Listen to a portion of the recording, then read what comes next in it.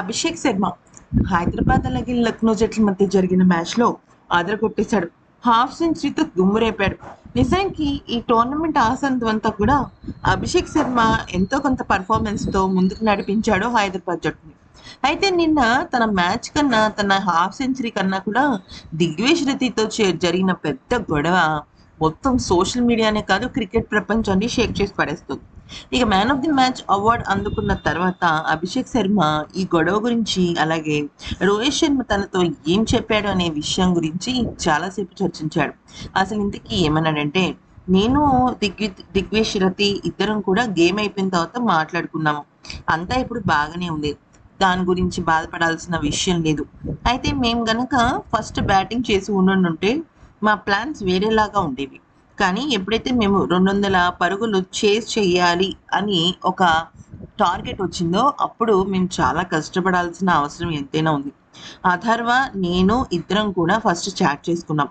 First ఏంటంటే ball ఎలా ఉంది, అసలు ఏ పరిస్థితుల్లో బాల్ ఉంది, ఎలా వస్తుందని క్షుణ్ణంగా పరిశీలించిన తర్వాతే బ్యాటింగ్ ఇంకా డీప్గా స్టార్ట్ చేయాలని అనుకున్నాం. అయితే ఇంటర్నేషనల్ గేమ్స్ ఆడిన ఏ ఆటగాడిని అడిగినా కూడా నువ్వు చేజింగ్ చేస్తున్నావు ఒక మ్యాచ్లో అంటే ఖచ్చితంగా పవర్ ప్లేలోనే నువ్వు మ్యాక్సిమం సాధించాలి పరుగులు అనేది చెప్తారు. అదే నేను కూడా చెప్పాలనుకున్నాను. అయితే టీం ఈరోజు బాగా ఆడింది. ఒక్కొక్కసారి ఇంటర్నేషనల్ ఆటగాడిగా ఇంత గొప్ప టోర్నమెంట్ ఆడుతున్నప్పుడు కొన్ని సందర్భాల్లో కెప్టెన్ గురించి ఆలోచించకూడదు, మనకి మనమే బాధ్యత తీసుకోవాలి.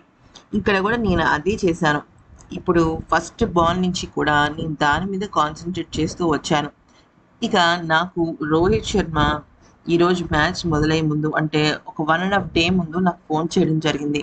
అయితే పర్సనల్గా నీ ఆట చూశానని, నువ్వు ఎంతో ఇంప్రూవ్ అవ్వాల్సిన అవసరం ఉందని, ప్రాక్టీస్ సెషన్స్లో ఇలా పలానాగా చేయాలి అని చెప్పడం జరిగింది. అయితే నాకు ఆ సజెషన్స్ చాలా హ్యాపీగా అనిపించాయి. తన టెస్ట్ ఫార్మేట్ నుంచి రిటైర్ అవ్వడం నాకు చాలా ఎమోషన్గా అనిపించింది.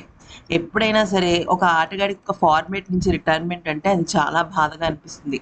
ఎనీవేస్ వాళ్ళందరూ మాకు ఒక ట్రెండ్ సెటర్స్, వాళ్ళొక క్రికెట్ పిల్లర్స్ అని నేను చెప్పగలను అంటూ పేర్కొన్నాడు.